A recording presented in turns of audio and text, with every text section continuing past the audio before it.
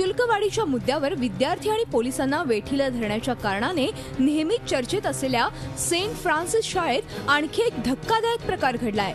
इयत्ता दुसरीत शिकणाऱ्या एका विद्यार्थ्याला शिक्षिकेनं मारहाण केल्याची पालकांची तक्रार आहे।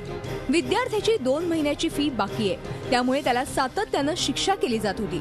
सरकारवाडा पोलीस ठाण्यात मारहाणीचा गुन्हा दाखल करण्यात आलाय। पूर्ण क्लासभर वर्गाच्या बाहेर उभं केलं जातं, पनिशमेंट दिली जाते, त्याला बाथरूम मध्ये बंद करण्याची धमकी दिली जाते सर, कारण याच्या 2 महिन्याची फी बाकी आहे म्हणून। आम्ही म्हणत नाही का आम्ही पूर्णपणे फी मध्ये शिकवायचे, आम्ही फी भरतो पण थोडंसं वेळ लागेल सर। शाळा व्यवस्थापनाने मात्र पालकांचे आरोप फेटाळून लावलेत।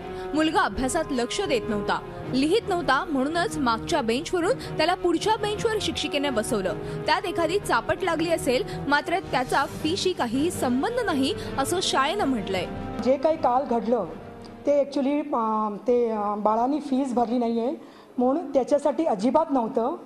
ते एखाद वेळ तो मुलगा लिहित नव्हता, तो मागे बसला होता, त्याला टीचरनी पुढे बसवलं आणि तो लिहित नव्हता म्हणून एखाद वेळ टीचरनी एक पट्टी एक स्टिकनी असंच मारलं असेल।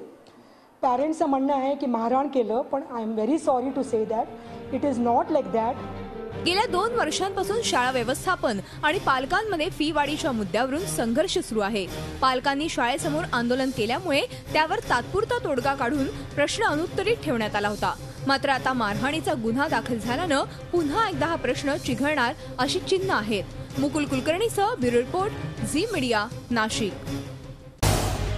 झी 24 तास रहा एक पाऊल पुढे।